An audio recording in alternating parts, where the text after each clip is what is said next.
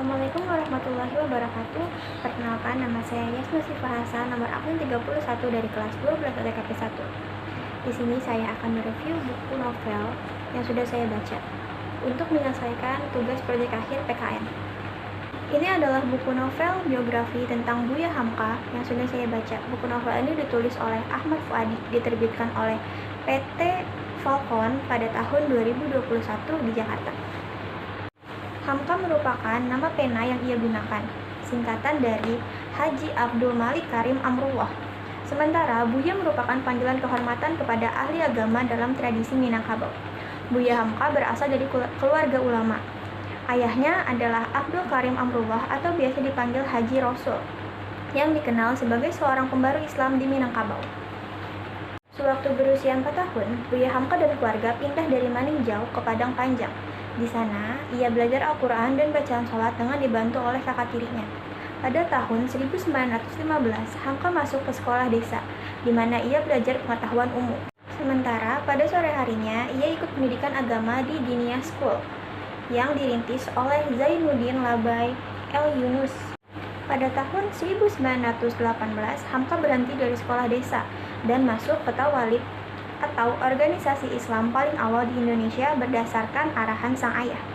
Namun, ia merasa kurang puas dengan keadaan pendidikannya saat itu, sehingga memilih untuk mengunjungi perpustakaan yang dikelola oleh salah satu gurunya, Afiq Aiman Zainuddin.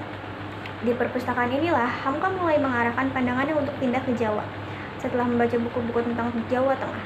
Karena minatnya yang kurang untuk belajar di Tawalib, setelah 4 tahun, ia pun memutuskan untuk keluar. Setelah perceraian kedua orang tuanya, semangat Buya Hamka untuk pergi ke Pulau Jawa semakin tinggi. Pada tahun 1924, ia meninggalkan Sumatera karena yakin bahwa ajaran Islam di Jawa jauh lebih maju dari segi struktur dan organisasi. Di Jawa, ia tinggal bersama dengan pamannya, yaitu di daerah Yogyakarta, Amrullah Jafar, yang mengenalkan pada Muhammadiyah dan Sarekat Islam.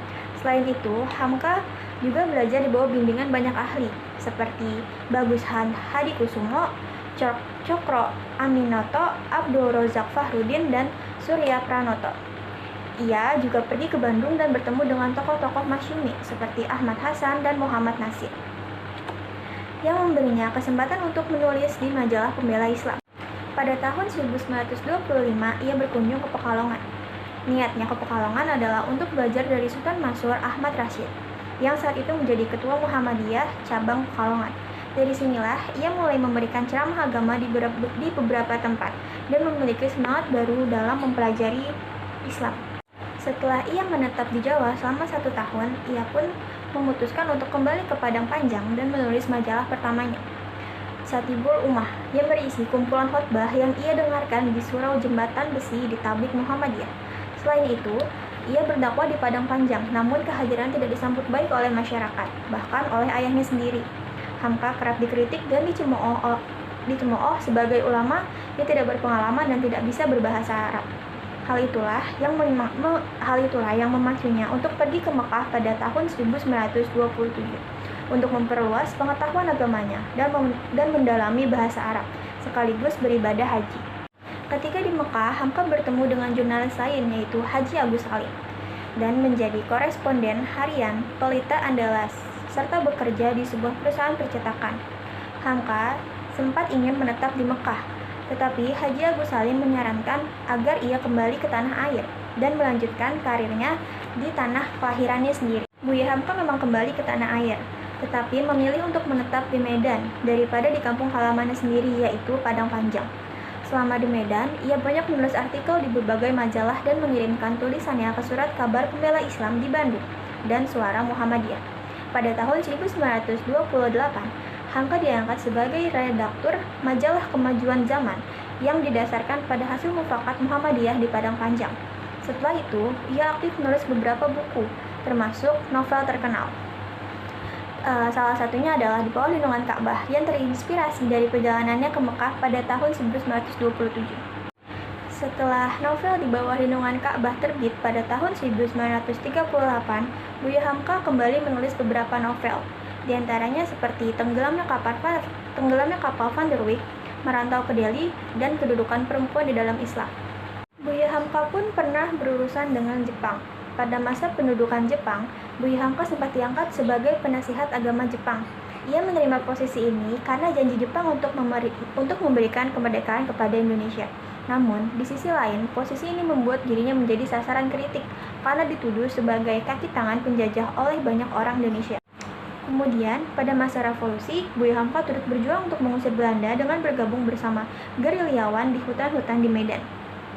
Setelah perkenalannya dengan Muhammadiyah saat pertama kali datang ke Jawa, Buya Hamka sangat aktif di organisasi ini. Buya Hamka diketahui pernah menduduki beberapa jabatan dalam organisasi, diantaranya sebagai Ketua Muhammadiyah Cabang Padang Panjang, anggota tetap Majelis Muhammadiyah Wilayah Sumatera Tengah, Pimpinan Muhammadiyah Sumatera Timur, Ketua Majelis Pimpinan Muhammadiyah Sumatera Barat, dan Penasihat Pimpinan Pusat Muhammadiyah. Lalu, setelah Indonesia merdeka, Buya Hamka serta keluarganya memutuskan untuk pindah ke Jakarta.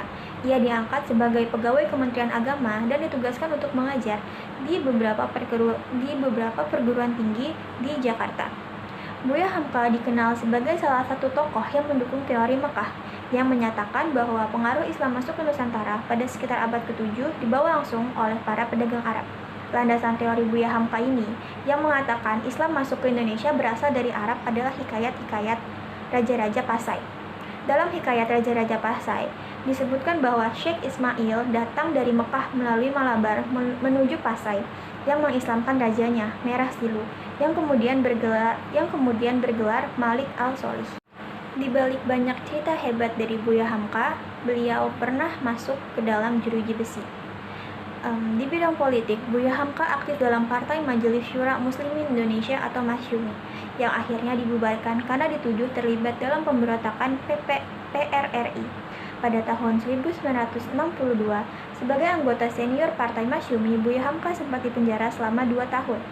Hal ini karena ia menolak keterlibatan anggota partainya dalam pemberontakan melawan negara yang didukung oleh sejumlah pemimpin Masyumi. Pada tahun 1966, Buya Hamka dibebaskan dan kembali melanjutkan kiprahnya sebagai tokoh Islam. Pada 26 Juli 1975, Majelis Ulama Indonesia atau MUI dibentuk, dan kemudian Buya Hamka ditunjuk untuk menjadi ketua pertamanya. Setelah banyak berjasa kepada negara Indonesia, baik dalam bidang politik, sastra, dan keagamaan, Buya Hamka pun wafat pada tanggal 24 Juli 1981. Jasadnya dikebumikan di Pemakaman Umum Tanah Kusir, Jakarta. Selama 57 tahun berkarya, Buya Hamka telah melahirkan 84 judul buku. Untuk mengenang jasanya bagi Indonesia, Buya Hamka ditetapkan sebagai pahlawan nasional pada 7 November 2011. Jadi, dari novel biografi tentang Buya Hamka yang sudah saya baca ini, dapat disimpulkan bahwa Buya Hamka meninggal dengan meninggalkan banyak jasa-jasa untuk negara Indonesia. Walaupun banyak pro dan kontra terhadap beliau, namun jasa yang beliau tinggalkan dan semua karya-karya hebat yang beliau tinggalkan tidak bisa dipungkiri. Banyak karya dari beliau yang dapat menjadi motivasi untuk kita. Setelah kepergiannya, Buya Hamka patut kita kenang atas jasa-jasa serta karya-karyanya yang dapat menjadi pedoman untuk kita. Baik, sekian review buku biografi tentang Buya Hamka dari saya, dan berikut akan saya cantumkan beberapa foto beliau selama masa hidupnya, serta ilustrasi-ilustrasi. Terima kasih sudah mendengarkan review buku dari saya. Wassalamualaikum warahmatullahi wabarakatuh.